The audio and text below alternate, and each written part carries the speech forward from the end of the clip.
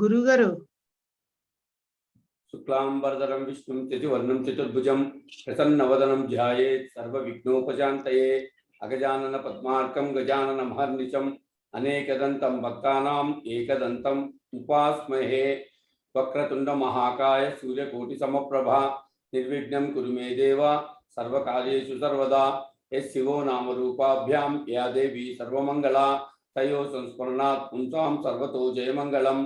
लाभस्तेषां जयस्तेषां कुतस्तेषां पराभवः। येषामिन्दीवरस्यामो हृदयस्थो जनार्दनः। आपदामपहर्तारं दातारं सर्वसम्पदां लोकाभिरामं श्रीरामं भूयो भूयो नमाम्यहम्। यत्र योगीश्वर कृष्णो यत्र पार्थो धनुर्धरः तत्र श्रीविजयोर्भूतिध्रुवा नीतिर्मतिर्मम। अनन्याश्चिन्तयन्तो मां ये जनां पर्युपासते तेषां नित्याभियुक्तानां योगक्षेमं वहाम्यहम्। श्रीराम राम रामेति रमे रामे मनोरमे सहस्रनाम तत्तुल्यं राम नाम वरानने। ఇవాళ మనము ఆది శంకరాచార్య విరచిత సౌందర్య లహరిలో సప్తతిరమ శ్లోక గురించి తెలుసుకుందాము. దాని శ్లోకం ఇప్పుడు మన ప్రసాద్ గారు 75వ శ్లోకం నుంచి 77వ శ్లోకం దాకా, అంటే పంచసప్తతితమ శ్లోకం నుంచి సప్తతితమ శ్లోకం దాకా ఆయన ప్రసాద్ గారు చదివి వినిపిస్తారండి. దాని తర్వాత నేను ఒకసారి సప్తతితమ శ్లోకము చదువుతాను. తర్వాత మూర్తి గారు ఆ శ్లోకం యొక్క ప్రతిపదార్థము, పద విభజన, భావము, విశ్లేషణ చెప్పడం జరుగుతుంది. చల్లా గారు మీరు ఒకసారి ఆ 3 శ్లోకాలు పంచసప్తతితమ శ్లోకం నుంచి సప్తతితమ శ్లోకం దాకా చెప్పగలరు. శ్రీమాత్రే నమః. శ్రీమాత్రే నమః. తవస్తన్యం మన్యే ధరణిధర కన్యే హృదయతః పయః పారావారః పరివహతి సారస్వతమివ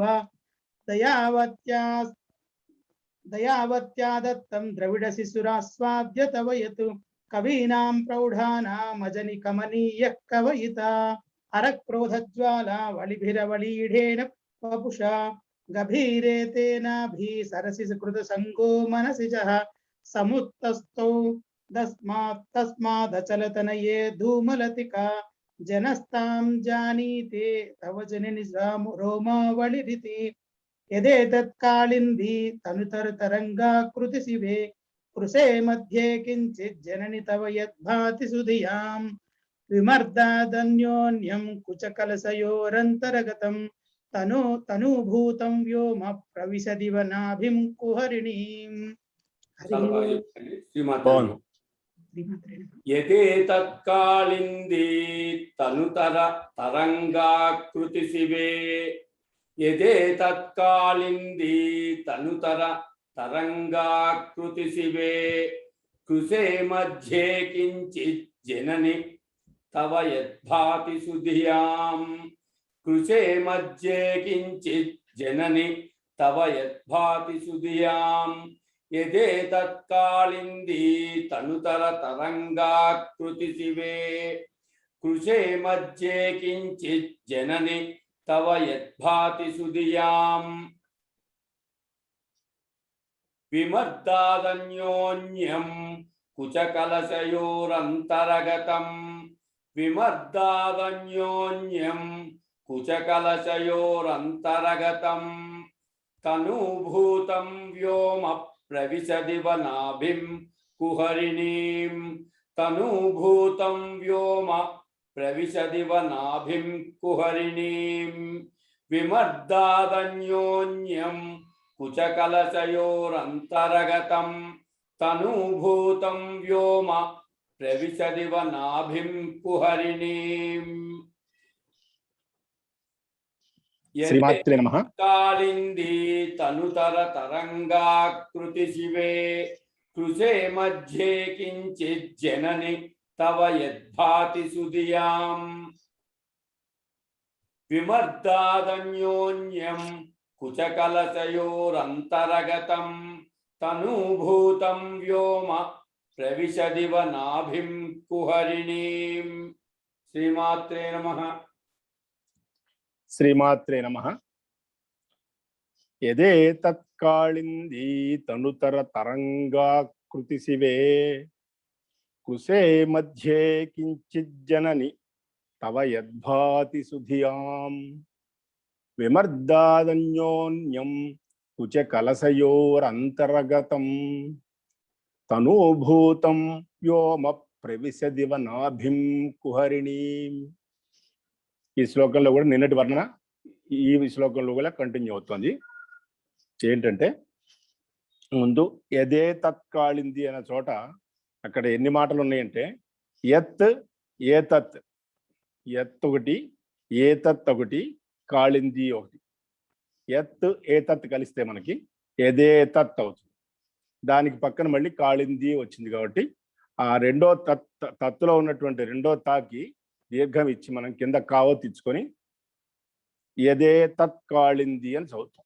యదే యత్ ఏతత్ కాళింది, యదే తత్ కాళింది. తనుతర తరంగాకృతి, తరంగా ప్లస్ ఆకృతి, తరంగాకృతి సవర్ణ దీర్ఘ సంధి. శివే, ఇక్కడ అమ్మవారిని సంబోధన రెండు చోట్ల మనకి సంబోధన ఉంది. ఆ రెండు చోట్ల సంబోధనప్పుడు మొదటి పాదంలో ఎట్లాగూ చివరిలో ఉంది కాబట్టి సంబోధన అక్కడ మనం ఆపుతాం. రెండో పాదంలో కూడా జనని అని సంబోధన ఉంది, అక్కడ కూడా కొద్దిగా ఒక క్షణం ఆపాలి. మనం చదివేటప్పుడు ఒక్క క్షణం ఆపి చదవాలి. కృషే మధ్యే కించిత్ జనని. కించిత్ జనని అంటే కించిత్ ప్లస్ జనని. కించిత్ అంటాం మనం మామూలు కొంచెం అని చెప్పడానికి కించిత్. కించిత్ ప్లస్ జనని, కించిత్ జనని. తవ యద్భాతి సుధియాం. యత్ ప్లస్ భాతి, యత్ ప్లస్ భాతి అనేది యద్భాతి అవుతుంది. సుధియాం విమర్దాదన్యోన్యం, ఇది కూడా రెండు మాటలు. విమర్దాత్ ప్లస్ అన్యోన్యం. ఆ అన్యోన్యం అనే చోట అక్కడ మనకు దీర్ఘం తీయాలి, అందుకని మధ్యలో అవగ్రహం గుర్తు కూడా పెట్టారు. విమర్దాదన్యోన్యం, విమర్దాత్ ప్లస్ అన్యోన్యం, విమర్దాదన్యోన్యం. కుచ కలశయోరంతరగతం. కుచ కలశయో విసర్గము ప్లస్ అంతరగతం.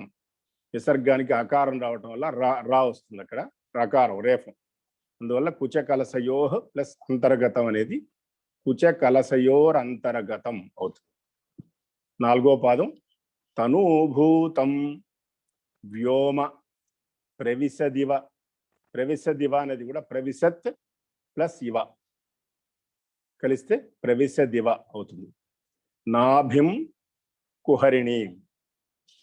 ఇక్కడ కూడా శంకరాచార్యుల వారికి వేరే రకమైనటువంటి ఆలోచన కలిగి ఆయన ఇంతకుముందు మనకు ముందు శ్లోకంలో మనం నూగారును గురించి వర్ణించింది ఇంకొక రకంగా ఇప్పుడు కూడా నూగారును వర్ణిస్తున్నారు. ఏంటంటే శివే అంటే పార్వతి, జనని తల్లి, తవ అంటే నీ యొక్క, కృషే అంటే ఏంటంటే అతి సన్ననైనటువంటి, కృషే మధ్య అంటే మనం కృషించినది అంటాం కదా, దాని నుంచి వచ్చిందే కృషే. కృషే మధ్యే అంటే అతి సన్నని నడుము భాగంలో. యత్ ఏతత్ అన్నారు అక్కడ. యత్ ఏతత్ అంటే ఏదైతే ముందు మనకు కనిపిస్తూ ఉందో, అంటే నడుము యొక్క సన్నడి యొక్క నడుము భాగంలో ఏదైతే మనకి కనిపిస్తున్నదో ఆ భాగం ఎలా ఉన్నది అంటే కాళింది. కాళింది అంటే యమునా నది. కాళింది తనుతర తరంగాకృతి. తనుతర అంటే సూక్ష్మాది సూక్ష్మంగా ఉన్నటువంటి తరంగాకృతి, అలలాగా కనిపిస్తుంది. ఆ సన్నటి నడుము యొక్క మధ్య భాగంలో ఏదైతే మనకు కనిపిస్తుందో అది యమునా నదిలో సూక్ష్మాది సూక్ష్మంగా ఉన్నటువంటి తరంగంలా కనిపించేలాగా ఉన్నటువంటి కించిత్ కొద్దిగా కనిపిస్తోంది. అదేంటంటే నిన్న చెప్పినటువంటి నూగారు లేక రోమరాజి లేకపోతే రోమలత సన్నటి నల్లటి తీగలాగా కనిపిస్తోంది ఏది నడుము మధ్యలో. అది సుధియాం యద్భాతి. అంటే సుధియాం అంటే మామూలుగా పండితులకు లేకపోతే జ్ఞానులకి, యద్భాతి అది ప్రకాశిస్తూ కనిపిస్తుంది, అంటే నల్లగా ఉండి ప్రకాశవంతంగా కనిపిస్తోంది. అది ఏమిటి అనే విషయం శంకరాచార్యుల వారి ఊహ ఏంటంటే తవ కుచకలశయో, ఈ యొక్క కుంభముల వంటి కుచములు లేక స్తనములు, ఆ స్తనములు అంతర్గతం వాటికి మధ్య భాగంలో తనూభూతం అంటే సూక్ష్మంగా ఉండేటటువంటి వ్యోమం ఆకాశం, అంటే కుచ స్తనములకు మధ్యలో ఉన్న ఖాళీ కొద్దిగా ఉన్నటువంటి ప్రదేశంలో ఆకాశం ఉంది.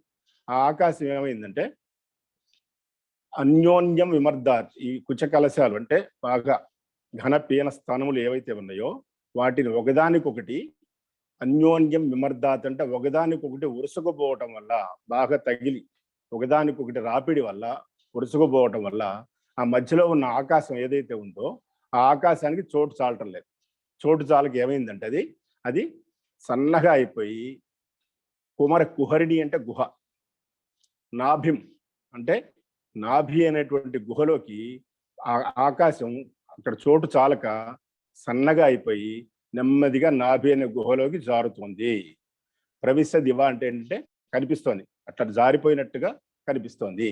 అంటే ఓ అమ్మా, ఓ భగవతి జగజ్జనని, యమునా నదీ తీరంలో యమునా నదీ తరంగం వలె సన్నగా చిన్నగా ఉండి నీ నడుము మధ్యలో ఉన్నటువంటి మెరుస్తూ ప్రకాశవంతంగా కనిపించేటటువంటి నూగారు లేక రోమరాజి లేకపోతే రోమలత అనేది చిన్న వస్తువులు చూసే మేధావులకి పండితులకి ఎట్లా కనిపిస్తుంది అంటే అది నీ స్తనముల మధ్య ఉన్న ఆకాశానికి ఆ స్తనములు రెండు కూడా వరుసకుపోవటం వల్ల ఆ రాపిడికి అక్కడ ఇమడలేక తాళలేక చోటు చాలక నలిగి నల్లనై సన్ననై మెల్లగా అధోమార్గంగా నీ నాభి అనే గుహలోకి జారిపోతున్నట్టుగా కనిపిస్తోంది అని చెప్పారు.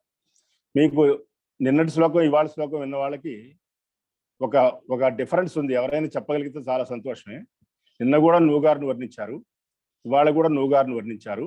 ఈ శ్లోకం అంతా అయిపోయిన తర్వాత చెప్పిన తర్వాత ఒకసారి దానికి దీనికి ఒక చిన్న తేడా ఉంది. ఎవరైనా చెప్పగలిగితే చాలా సంతోషం.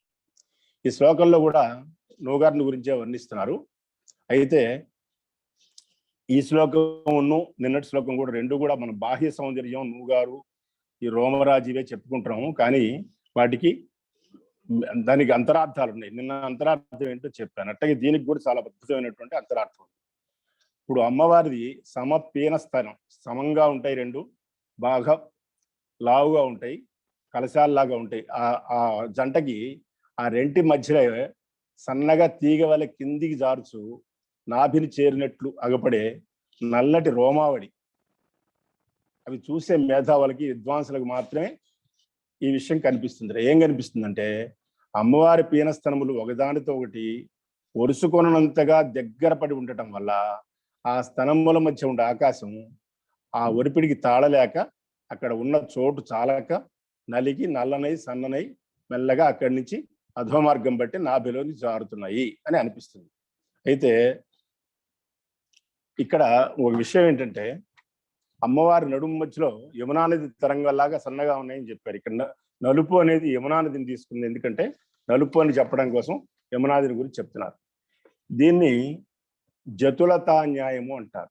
జతులతా న్యాయము అంటే ఏంటంటే ఇప్పుడు మీరు అందరికీ లక్క అనేది తెలుసు. లక్క మనం ఎప్పుడన్నా ఏమన్నా అంటించడానికి వాటికి ఎర్రగా ఉంటుంది లక్క. ఆ లక్కని ఏం చేస్తామంటే కాలిస్తే అది కరుగుతుంది.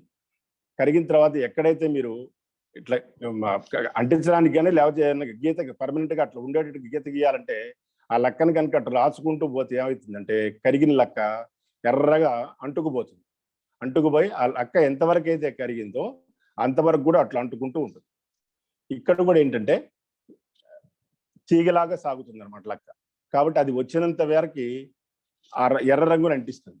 ఇక్కడ కూడా ఆకాశం అనేది ఈ కుచకుంభముల మధ్యలో ఈ చోటు చాలక నాభి వరకు ఉన్న ఎంతైతే ఉందో స్థలము సన్నగా అయిపోయి అక్కడి నుంచి కిందికి సన్నగా అయిపోయి జారి నల్లని రంగు అంటిస్తూ వెళ్ళింది. ఇందాక లక్క అయితే ఎర్ర రంగు అన్నాం, ఇక్కడ నల్ల రంగు అన్నాం. ఎందుకని నూగారు అనేది రోమాములు అనేవి నల్లగా ఉంటాయి కాబట్టి ఆయన యొక్క దీన్ని జతులతా న్యాయము అంటారు. ఇక్కడ ఇంకోటి ఏంటంటే నిన్న కూడా మనం చెప్పుకున్నాం ఏంటంటే సాముద్రిక శాస్త్రంలో స్త్రీకి ఉత్తమ స్త్రీకి ఉండాల్సిన లక్షణాలు కొన్ని ఉన్నాయి. వాటిల్లో ఇంకోటి కూడా కలుస్తుంది. మామూలుగా నిన్న ఒకటి చెప్పాం, లోతైన నాభి, ఒకదానితో ఒకటి స్పృశించే సమమైన పీన ఘనస్తనాలు, సన్నని నడుము, తర్వాత సన్నని తీగ వంటి నల్లని నూగారు, శంఖము లాంటి కంఠం, అద్దముల వంటి చెక్కిళ్ళు, కలువల్ లాంటి కళ్ళు, సంపెంగ వంటి ముక్కు. ఇవి శరీరంలో కొన్ని భాగాల యొక్క వర్ణన, అంటే సాముద్రిక శాస్త్రంలో ఉత్తమ స్త్రీ అంటే పద్మిని జాతి స్త్రీకి ఉండవలసిన లక్షణాలు మామూలుగా మన కావ్యాల్లో ఎక్కువగా కనిపిస్తుంటాయి. అయితే ఇప్పుడు ఎందుకు ఇట్లా చెప్తున్నారు దీని గురించి అని అంటే, మనం ఇంతకుముందు షట్చక్రాలు చెప్పుకున్నాం. షట్చక్రాల్లో విశుద్ధి చక్రం అనేది కంఠస్థానంలో ఉంటుంది. ఈ కంఠస్థానంలో ఉన్నటువంటి విశుద్ధి చక్రం ఆకాశతత్వం కలిగి ఉంటుంది. అందువల్ల కంఠస్థానం అందులో విశుద్ధి ప్రాంతం పంచభూతాల్లో ఆకాశాన్ని సూచిస్తుంది. ఈ భాగం కంఠస్థానం. ఇక్కడ నుండి ఆకాశం ఏమవుతుందంటే స్తనముల మధ్య ఉన్నటువంటి ఆ ప్రదేశ మార్గం ద్వారా హృదయాన్ని చేరుకుంటుంది. హృదయం దగ్గర ఉండేటటువంటి చక్రం ఏంటంటే అనాహత చక్రం, అంటే స్తనముల మధ్య ఉన్నటువంటి హృదయంలో అక్కడ ఉన్నటువంటి చక్రం అనాహత చక్రం. ఈ వాయువు, ఈ ఆకాశం అనేది అక్కడి నుంచి హృదయానికి చేరుకుంటుంది. అక్కడి నుండి అనాహత చక్రం, అక్కడ వాయువు అక్కడి నుండి నాభి వద్దకు చేరుతుంది. నిన్న చెప్పుకున్నాం మనం, నాభి అనేది దేన్ని సూచిస్తుంది అంటే జలచక్రం, జలతత్వం ఉంటుంది అక్కడ. అక్కడ ఏముంటుందంటే మణిపూర చక్రం, జలతత్వం ఉంటుంది అక్కడ. జలంతో అక్కడి నుండి ఇంకా కిందికి వెళ్తే జఠరాశయం దగ్గర మనకి స్వాధిష్టాన చక్రం, అక్కడ అగ్నితత్వంగా ఉంటుంది. అక్కడి నుండి ఇంకా కిందికి వెళితే గుద ప్రాంతంలో ఉన్నటువంటి మూలాధార చక్రం అయ్యి అక్కడ ఈ పృథ్వీతత్వం, అక్కడ భూమి మారుతూ ఈ విధంగా ఆకాశం పైనుండి కిందికి అన్ని చక్రాల్లో తిరుగుతూ భౌతిక పదార్థ సృష్టికి దోహదపడుతుంది. అమ్మవారి స్థానాలు పోషక కారకత్వం కలిగినటువంటి అనే విషయం నేను చెప్పుకున్నాం.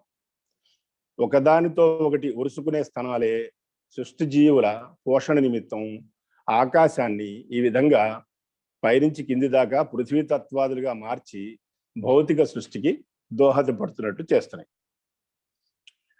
కిందటి శ్లోకంలోనూ ఈ శ్లోకంలో మీరు ఎవరైనా ఉన్న తేడా ఏంటో ఎవరైనా చెప్పగలరా?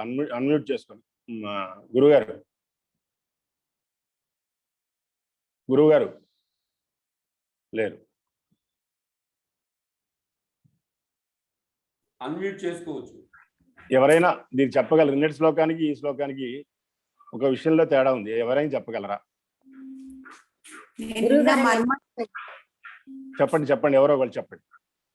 నిన్న మన్మథుడు వర్ణన చేసిన అప్పుడు ఆయన ఏమని చెప్పాడు, పొగలాగా ఒక నూగారు ప్రాంతాన్ని ఏర్పాటు చేశారని చెప్పారు.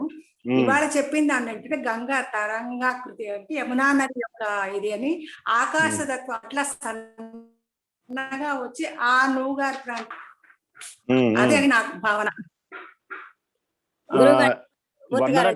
వర్ణ కరెక్టే, కానీ చెప్పండి గిరిజా కుమార్ గారు.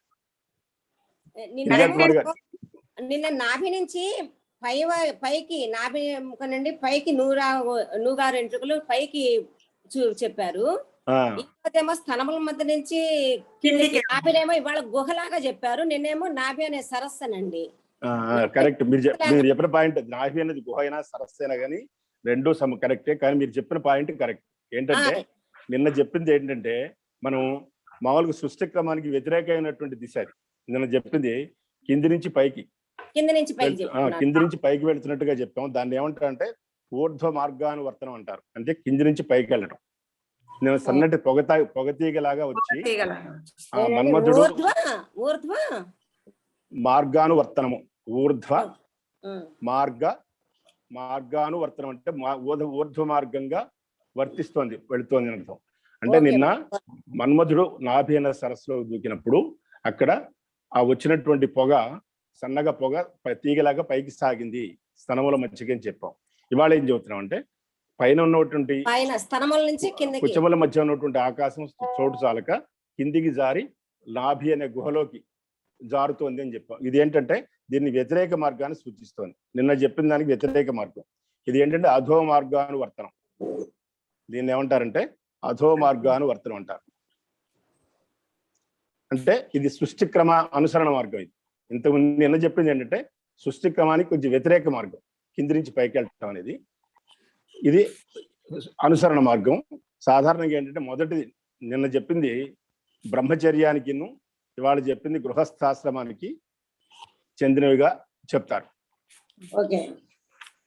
అది దీనిలో ఉన్నటువంటి అంతరార్థం. అయితే మీరు లలితా సహస్రనామాలు చదివిన వాళ్ళకి 34 నామంలో నాభ్యాల బాల రోమాడి లతాఫల కుచద్వయి అనే నామం చదివింటారు. నాభ్యాల బాల రోమాడి లతాఫల కుచద్వయి అంటే దాని అర్థం ఎంతమంది తెలుసో తెలీదు. ఏంటంటే నాభి నుండి వక్షం వరకు వ్యాపించి చూసినటువంటి ఇప్పుడు చెప్పినటువంటి నూగారు లేకపోతే రోమావళి అని ఏదైతే చెప్తున్నామో నాభి దగ్గర నుంచి మొదలుకొని స్తనముల మధ్య వరకు వ్యాపిస్తోంది. అది ఏంటంటే తీగలాగా ఉందని చెప్పాం మనం. తీగలాగా అని చెప్పినప్పుడు తీగ అన్నప్పుడు దానికి మొదలు ఉండాలి, తర్వాత అదేవిధంగా కాయలో పండ్లో ఏదైనా ఉండాలి కదా. ఇక్కడ ఏం చెబుతున్నారంటే నాభి అనేది ఈ లతకి ఆధారం, పాదు లాంటిది. తర్వాత ఆ లత పైకి పోయిన తర్వాత ఆ లతకు కాసినటువంటి ఫలములు ఏవంటే స్తనద్వయము. ఇక్కడ అది నాభ్యాలవాల రోమాళి లతా ఫల కుచద్వయి. ఈ లతకి ఈ కుచద్వయి అనేవి ఏంటంటే ఫలములు అంటే కాసినటువంటి పళ్ళు. అది అక్కడ లలిత సహస్రనామంలో అంటే. కానీ అసలు అర్థం ఎందుకు చెప్పారంటే అజ్ఞానాంధకారంలో కప్పబడినటువంటి జీవరాశియే ఈ రోమావళి. ఈ రోమావళిని ఏదైతే చెప్తున్నామో నల్లగా ఉంది, సన్నటి వెంట్రుకలు ఉన్నాయంటున్నామే, అదేంటంటే అజ్ఞానాంధకారంలో కప్పబడినటువంటి జీవరాశి. మాయామయమైనటువంటి జీవి అహంకారంతో లతలాగా విజృంభిస్తాడు కింది నుంచి పైకి. ఆ విధంగా ఈ నూగారు పైకి పోతున్న కొద్దీ ఏంటంటే అహంకారం పెరుగుతుంది. ఆధారం లేకపోతే లత నిలబడలేదు. అలాగే జీవి కూడా ఆధారం లేకపోతే కుప్పకూలిపోతాడు. అటువంటి ఈ జీవిని ఉద్ధరించడానికి జ్ఞానం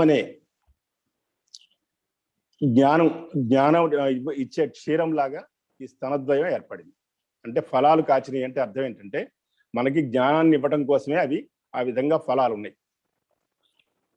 కాబట్టి నాభి అనేది ముఖ్య ప్రాణం, రోమావళి లత అనేది అవ్యక్తమైంది. దీన్ని ఇంకోటి కూడా చెప్తారు ఏంటంటే 2 కుచములు ఏవైతే ఉన్నాయో వాటిని ఇడా పింగళ నాడులుగా చెప్పి అనాహత చక్రం అనేది ఈ 2 స్తనముల మధ్య ఉన్నటువంటి హృదయాల్లోనే అనాహత చక్రం ఉంటుంది. ఈ ఏదైతే నూగారు అని చెప్పినామో దాన్ని సుషుమ్న నాడిగా కూడా చెప్తారు. మనం ఇంతకుముందు కూడా చెప్పుకున్నాం, మనకు ఒక చోట వచ్చినాయి ఏంటంటే ఇడానాడి పింగళ నాడి కుండలిని శక్తిని గురించి చెప్పుకున్నప్పుడు అమ్మవారిది అప్పుడు చెప్పుకున్నాం. ఇడానాడి పింగళ నాడి తర్వాత మధ్యలో సుషుమ్న, ఏదైతే కుండలిని శక్తి కింద మూలాధారం నుంచి సహస్రారం దాకా ఏ మార్గంలో వెళుతుందంటే సుషుమ్నా మార్గంలో వెళుతుందని చెప్పాం. ఇక్కడ ఇది సుషుమ్నా నాడితో కూడా పోలుస్తారు. తర్వాత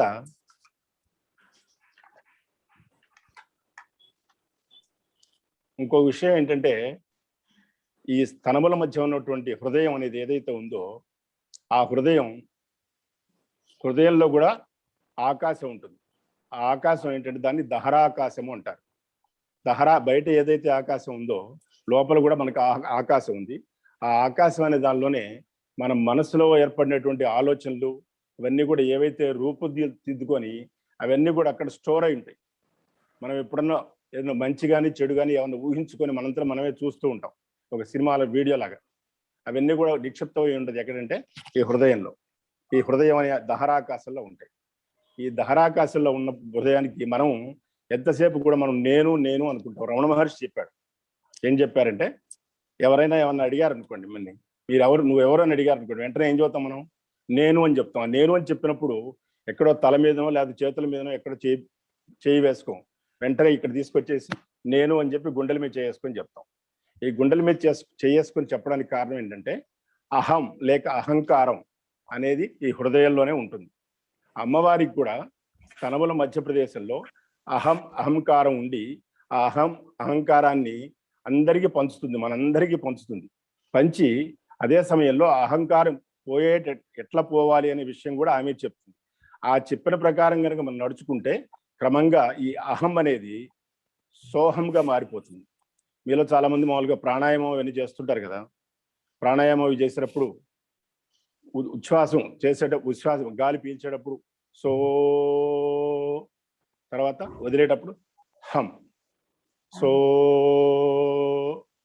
హం, అట్లా ఉచ్ఛ్వాసం ఈ సోహం ఇది మనం ప్రాక్టీస్ చేసి తర్వాత ధ్యానం చేసి ఈ అహాన్ని సోహంలోకి మార్చుకోవడానికే మనం ఇప్పుడు ఇన్ని పూజలు, ఇన్ని తపాలు, ఇన్ని ధ్యానాలు, ఇవన్నీ ఈ యజ్ఞాలు, యాగాలు అన్ని చేసేది కూడా దాని నుంచి దీనికి మారటం కోసమే మనం ప్రయత్నిస్తుంటాం. అమ్మవారు మనకు ఆ విధంగా మారడానికి దోహదపడుతుంది. అంటే సృష్టించింది ఆమె, మళ్ళీ దాని నుంచి మనల్ని బయటపడేది చేసేది కూడా ఆమె. కాబట్టి ఈ విషయాలన్నీ కూడా దీనిలో ఉన్నాయి.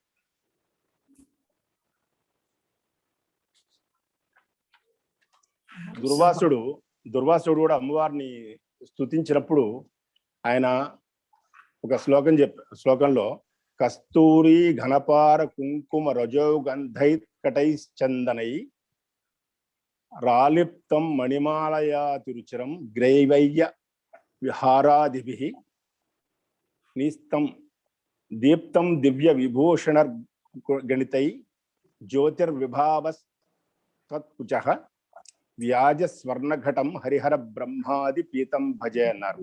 ఏంటంటే సాక్షాత్తు అమ్మవారి యొక్క పరమేశ్వరి యొక్క స్తనద్వయం ఉంది. దాన్ని కస్తూరి, కుంకుమ పువ్వు, కర్పూరము మొదలైనటువంటి గంధ ద్రవ్యాలతో లేపనం గావించి అలంకరించబడినటువంటి స్తనద్వయం అది. అట్లాంటి స్తనద్వయం బ్రహ్మాది దేవతలకి అందరికీ కూడా స్తన్యం ఇచ్చేది అమ్మవారు. కాబట్టి అంత గొప్పది అని దుర్వాసుడు తన దేవీ స్థుతిలో ఈ విధంగా చెప్పారన్నమాట. కాబట్టి ఇక్కడ ఇవాళ మనం చెప్పుకున్నది, ఈ నువ్వుగారు నిన్న ఇవాళ చెప్పుకున్నవి రెండు కూడా ఆ విధంగా అధోవర్ణన మళ్ళీ ఊర్ధ్వవర్ణన రెండు చెప్పుకున్నాం. ఇవన్నీ చెప్పింది దేనికి అంటే ఇటువంటి ఇన్ని ఇస్తున్నటువంటి మనకి అమ్మవారి యొక్క స్తన్యం తాగి మొన్న చెప్పుకున్నాం కదా శంకరాచార్యుల వారు ఎంత గొప్పవాడైనది. ఇవన్నీ కూడా మన మానసికంగా మనం స్తన్యం కనుక క్రోలగలిగితే మనం కూడా చాలా మోక్షం కాకపోయినా కనీసం మన ఉన్న స్థితి నుంచే పైకి వెళ్ళడానికి అవకాశం. గురుగారు శ్రీమాత చాలా చక్కగా చెప్పారండి. చేయండి.